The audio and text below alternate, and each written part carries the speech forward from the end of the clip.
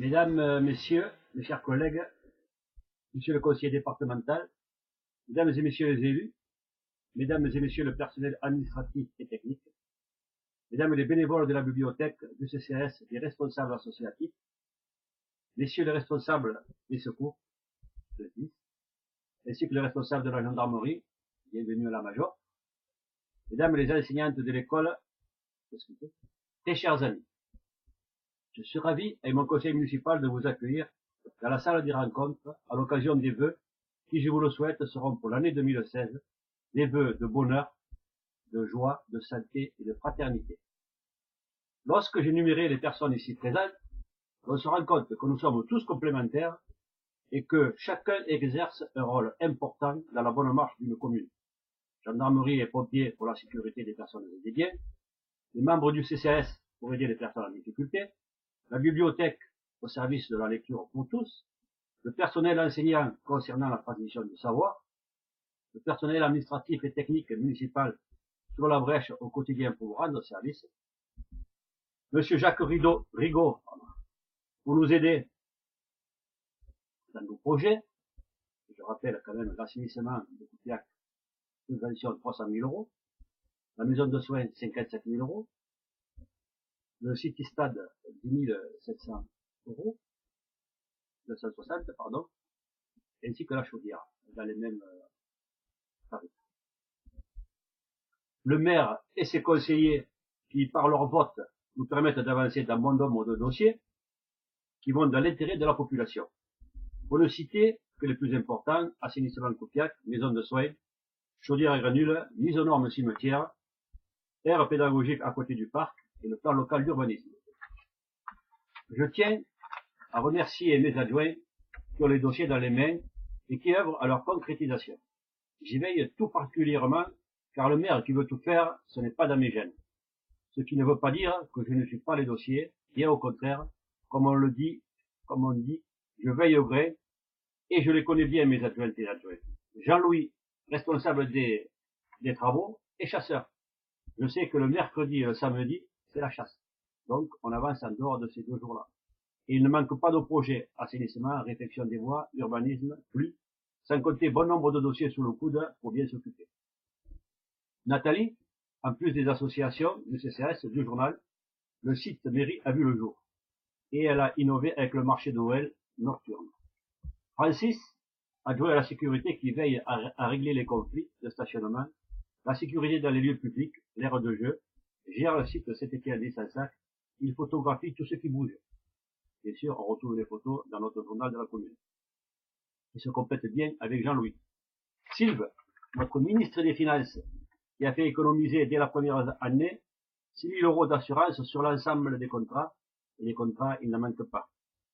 Qui a mis aux normes la réglementation du cimetière, ossuaire, columbarium, qui a réglé le problème de prolifération des chats en créant une brigade de bénévoles qui prennent en main le financement de la maison de soins, et j'en passe. Les chats, c'était par rapport à l'école, qu'ils envahissaient l'école. Il y a aussi des élus qui s'impliquent en fonction de leur disponibilité. Nathalie Thénault, qui aide au financement de certains dossiers avec la sous-préfecture en plus du CCS. Jean-François No, qui a pris en main la création d'une aire pédagogique concernant la nature et toute sa biodiversité à côté du parc. L'implantation d'une bergère à rue Saclot, Madame Nathalie Savalois, qui fait paître ses brebis dans les bois communaux de Nicoulot, entre bien dans ce cadre. Nous lui souhaitons la bienvenue et tous nos vœux de réussite. Jeanne Ottaviani, Jacques Nurex, Martial Destot, qui œuvrent activement au CCS par l'aide aux personnes en difficulté, à la confection des colis de Noël pour nos anciens, sans oublier les conseillers qui, par leur vote, qui par leur soutien aux projets en cours, nous permettent d'avancer dans nos projets. J'associe les membres des commissions extra-municipales qui participent aussi au débat avec les élus. Comme vous pouvez le constater, le conseil travaille. Dans notre bulletin communal trimestriel, et le nouveau site, vous pouvez suivre l'avancée des travaux en cours. Nous réglons des dossiers importants et nous mettons aux normes tous ceux qui n'avaient pas encore été régularisés pour X raisons. Je pense aussi à notre poste, toujours en place, notre école, nos artisans et commerçants, nos campings, le CARTIX, les professions libérales de santé, qui par leur présence dans notre village dynamisent le tissu économique et fait de notre petit village de 650 habitants un village vivant. Grâce à vous tous, bénévoles bibliothèques, bénévoles associatifs, bénévoles CCAS, à l'énergie que vous dépensez tout au long de l'année, et ce, dans tous les domaines, en tant que maire, je vous dis un grand merci. C'est Brissac tout entier qui vous remercie pour l'engagement dont vous faites preuve auprès de notre jeunesse de Brissagogne.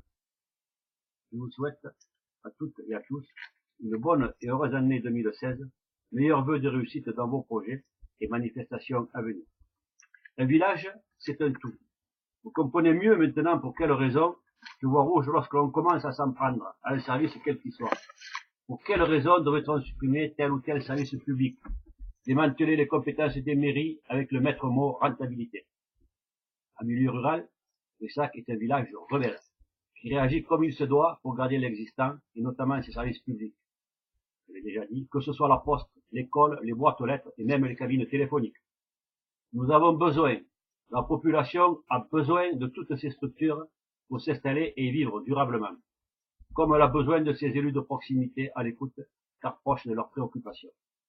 Je ne vais pas vous parler de la loi NOTRe, qui aura pour conséquence le transfert du plan local d'urbanisme, de l'eau, assainissement, d'ici 2020 à la communauté de communes. Nous aurons l'occasion d'y revenir et vous serez consultés pour cela, car figurez-vous que l'on ne nous a pas demandé notre avis, pourtant nous sommes des élus de la République, élus sur un programme, et lors de notre dernière élection, nous gérons ces compétences qu'ils veulent nous enlever. Comme je l'ai écrit dans le mot du maire, on ne peut oublier les terribles attentats survenus en 2015 et toutes les souffrances de ceux qui ont perdu un proche. La folie des hommes finira par s'arrêter. Ces pays retrouveront la paix. Cette folie destructive prendra fin et nous retrouverons la sérénité. Nous revivrons dans le respect des uns et des autres, dans un monde de paix et de fraternité. Cela ne peut en être autrement. Mesdames et messieurs, mes chers amis, bonne et heureuse année. Meilleurs vœux, joie, bonheur et santé pour cette année 2016. Je vous remercie.